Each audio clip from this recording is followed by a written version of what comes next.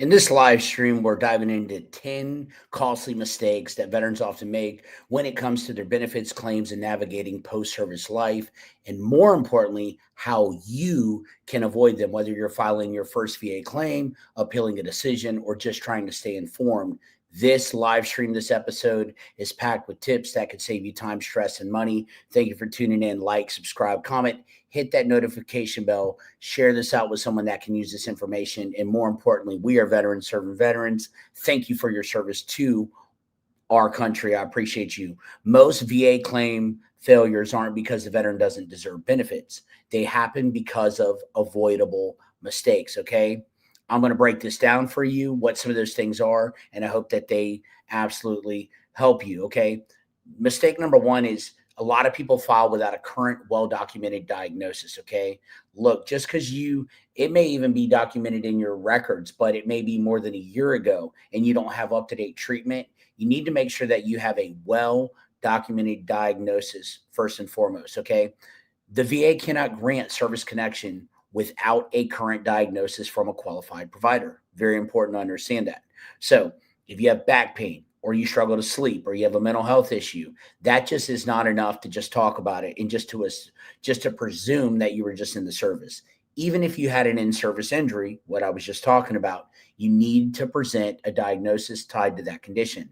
No diagnosis equals no service connection, which equals no benefits on your part. Okay. Common ways that this will happen, right?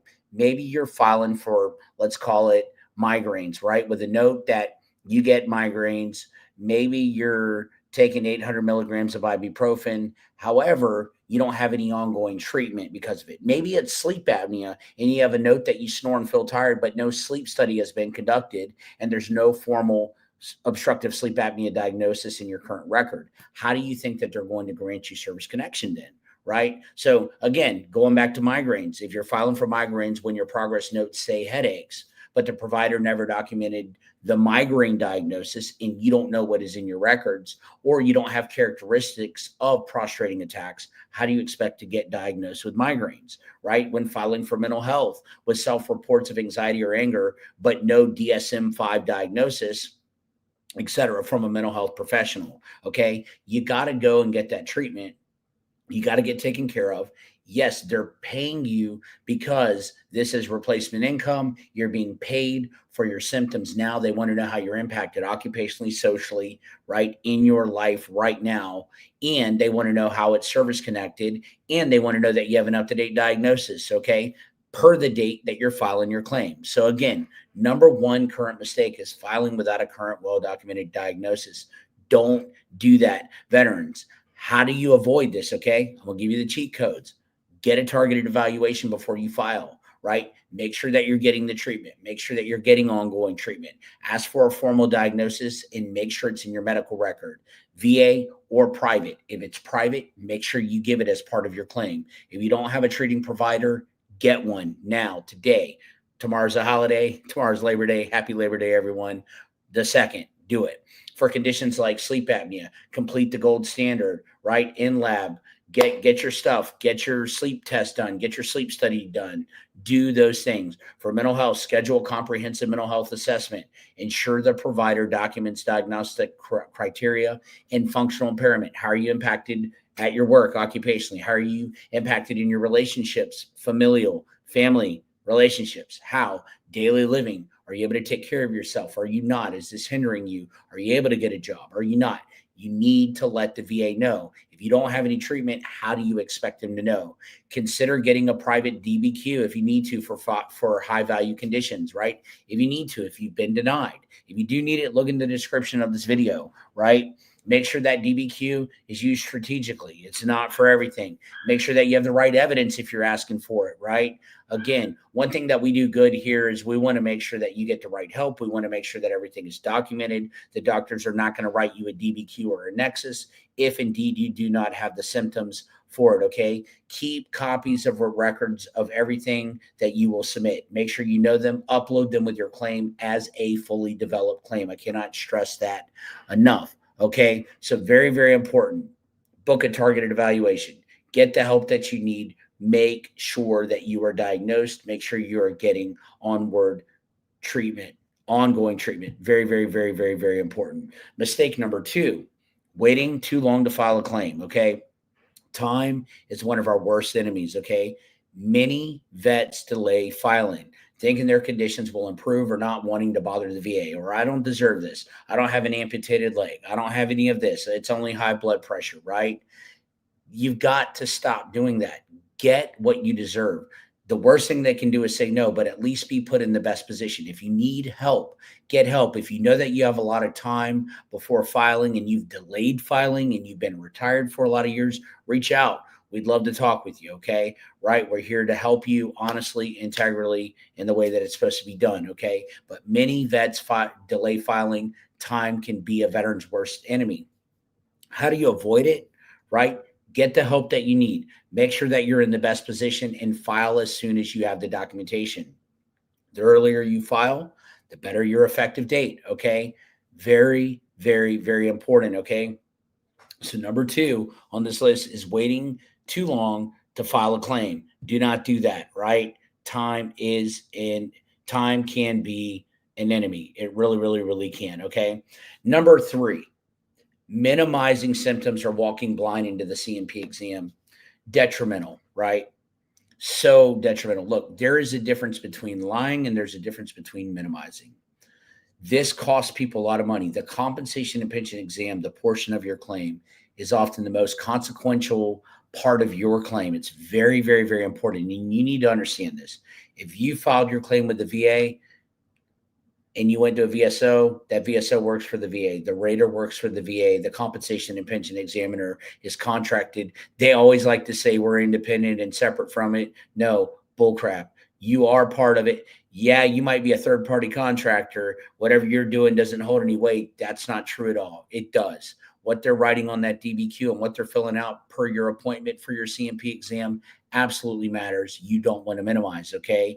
It's very, very important. And it's very important that you're honest, you're thorough. And it's very important that what you're talking about matches up with what is in your treatment records. Don't throw up claims not knowing what is in your records and what you're filing for. Many veterans tough it out. We're made to do that. We suck it up. We raise up our right hand. We say we're just going to do it. We give short answers. We minimize whatever we need to. We don't want to have to go through any more than we need to. And we try to look squared away when actually you're not okay. Okay. That's not it. That's not what you need to do. You don't need to suck it up and deal with it. You need to be honest. You need to be vulnerable. You need to be open. Okay. And then guess what the examiner writes if you do suck it up and you do minimize? They say, symptoms like mild, right? They say that they're controlled by over the counter meds. They're saying that there's no occupational impact, no relational impact, no social impact, right? So guess what? You just talked yourself out of your benefits. You're welcome. Okay. What examiners are trained to document: the frequency. They want to know how often, the severity, how bad, and they want to know the duration. How long are you dealing with your PTSD symptoms? How long are you having back issues? How long are your migraines? What's the duration? They want to know the functional impact on work life and social functioning. For mental health, occupational, and social impairment levels, this is very important. This drives 0, 10, 30, 50, 70, a 100% rating, depending on how you're impacted. They want to know occupationally and socially. You need to document it. You need to get care. You need to get treatment. For orthopedic issues, they want to know about range of motion with pain, flare-ups, repetitive use, guarding, spasms, etc. You need to be honest with them. If you go into that exam, you need to understand and be prepared for that exam. You need to get the help that you need. This is why it's so important. I'm just going to tell veterans, get the help that you need. Okay. I'm living testimony of it. So many veterans that we helped are as well too. Get the help that you need. Make sure you don't get screwed over getting the help that you need. Make sure you get the proper help as well too. For headaches, migraines, they want to know whether your headaches or migraines are prostrating, and they want to know how often. How are they going to know that if you ain't keeping a headache log? How are they going to know if you ain't telling them? How are they going to know? You hear what I'm saying? You got to do it. Okay. I know that you served, but you do have to do that. These are additional benefits outside of retirement, outside of Social Security. They're worth it. Do these things. Put in the effort to get the benefits that you deserve, right? Don't take no for an answer, but make sure that you don't minimize. Okay. For OSA, for CPAP use, daytime, hypersomnolence, make sure that you are just be honest about what you're dealing with. Okay. How do you avoid this altogether? The minimizing, prepare. be prepared. Make sure you have the right help. It's so important. It can be the difference between the yes and the no, the difference between benefits or no benefits, right? Bring a symptom journal for whatever you're doing. Log things. 30 to 60 days is plenty, right? Write short entries, document everything, what happened, how long it lasted, what you could or could not do. Be uncomfortably honest, right? Don't lie about anything. Don't minimize anything. Lying is saying that something's happening or saying you can't lift over 30 pounds and when indeed you can, and you're in the gym at Planet Fitness throwing up 150 pounds, okay? Right? Minimizing is saying that nothing is wrong whenever indeed you're missing 2 or 3 days of work a month, okay, because of your back, okay? If you have flare ups, describe them clearly, 3 days per week. My pain on a scale of 1 to 10 is an 8, right? Can't bend down to tie my shoes at my worst, right? Very, very important. DeLuca and Sharp require examiners to account for functional loss during flares and repetitive use, right? Consider bringing somebody with you, a spouse, roommate, somebody that can describe what they see. Never exaggerate, right? Consistency across your VA notes, your medical records, your private records in the exam is critical, okay? So do not minimize. That's number three, mistake number three. You avoid it by not doing it, okay? Get the help that you need to. Get coached. Get the help that you need walking into these CNP exams. Very, very, very important. These benefits, again, are worth it, okay? Let me say this, okay? The next state, number four, you throw mud at a wall, okay? I call it you're throwing mud at a wall. You throw everything at them. You throw way too many conditions. You're not even being strategic with what you're doing. You file the wrong claim type. You filed for anxiety, depression, and PTSD when you can only get one mental health rating. And guess what? Most of these people have walked into a VSO and they filed them for them gladly, knowing that they're going to get denied, not giving a crap about you, just throwing it right on up there, and then you end up getting denied, and you've got about 20 different denials, right? And you've got no kind of a strategy plan. Wrong, wrong, wrong. Don't do that. It costs you money. I know the temptation. I'll follow everything at once and make the VA sort it out. Wrong. You don't want to do that. The problem is more issues equals longer processing time, which means more CMP exams, which means more room for errors and a higher chance that your file becomes a complete trash, complete mess.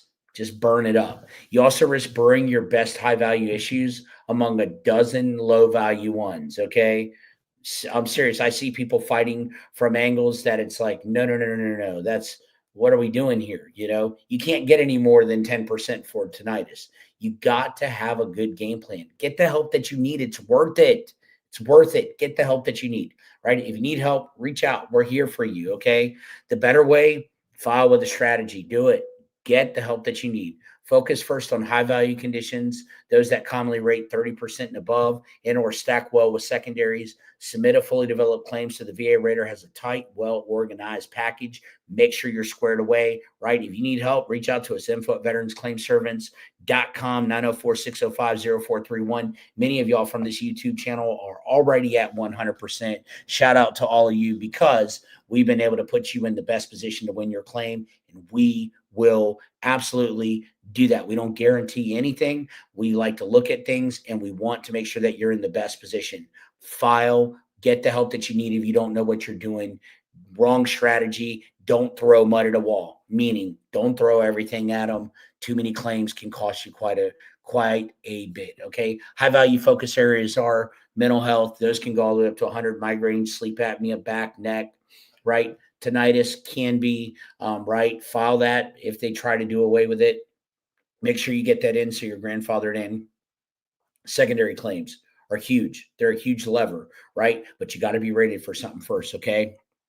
Make sure that you do that, right? How do you avoid it? Limit each claim to 1 to 3 conditions, okay? You can file additional claims later, right? Make sure you have the treatment. Submit organized medical records, Nexus letters, DBQs, lay statements. Label them clearly. Make the rater's job easy. Track combined rating math. Make sure you understand the VA's math is a little bit fuzzy. 10 and 10 ain't 20. It's 19 to them.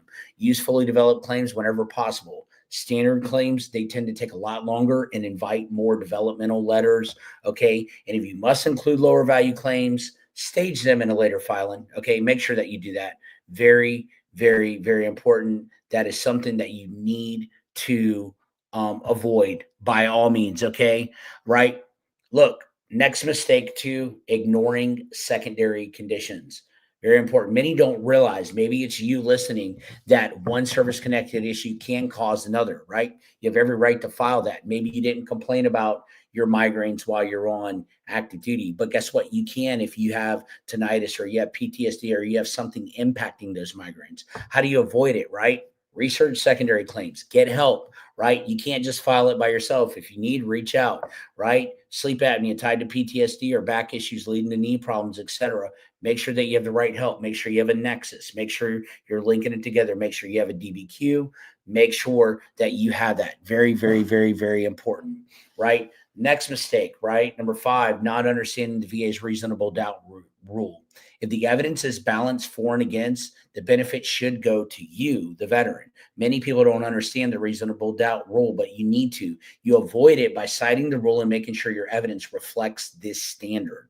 Very, very, very important. That's number five. Number six, missing deadlines on appeals, right? Not showing up. Even strong claims get denied, but missing an appeal window can cost you years. Avoid it by marking every deadline and filing timely, by getting the right help, making sure that you have it. If not, you're doing what I just said, right? Throw mud at a wall. Very, very, very, very, very important, right?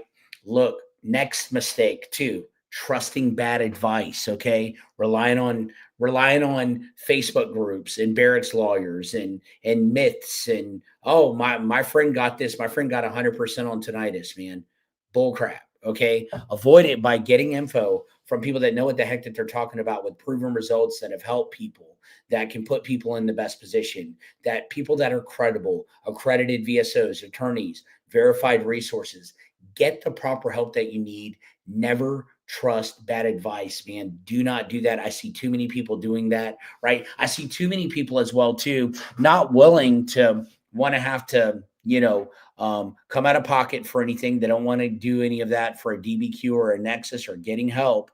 And it ends up costing them as well, too. And one claim could take 5 or 6 months, and then you get denied, and now it's going to be a year. Very, very, very important that you do not do that. So do not trust bad advice, veterans. Very important, right? The next mistake, overlooking mental health claims. Okay, many vets only file for physical conditions. They ignore PTSD, depression, or anxiety, not knowing that they can secondary and stuff like that, right? Avoid it. Be open. Get treatment. Get your records documented. If you didn't then, get it now, right? Be open about mental health struggles and getting care. Talk about it if you have it. That's a high valued claim. Make sure that you do that. Do not overlook a mental health rating. Very, very important to make sure that you do not do that, okay? Very, very, very important, okay? Next thing as well, too, that people do is not keeping up with personal copies of submissions, okay? The VA can lose paperwork. Without proof, you're stuck. Avoid it. Always keep digital and paper copies of everything you submit. Nowadays, there's no excuse. Save things in the drive. Get things backed up. Get everything that you need. Make sure that you have it. Make sure that you know what's in there. Make sure that you organize it. You have Drive, you have Dropbox, you have all of that. Utilize that stuff. If you need help, get help. Again, don't be afraid to get help. These benefits are worth it, right? And the last mistake I'm going to go over here too is giving up after denial. Too many veterans just give up. The denial isn't the end, though. It's often just the beginning. Avoid it. Appeal. Get help. Get stronger evidence. Get whatever you need to put you in the best position. It's very, very important, right? You need to understand the VA process isn't easy, but avoiding these mistakes that I've went over can save you years of frustration and can help you secure benefits that you've earned and that you deserve, right? Absolutely. Make sure that you do that, okay?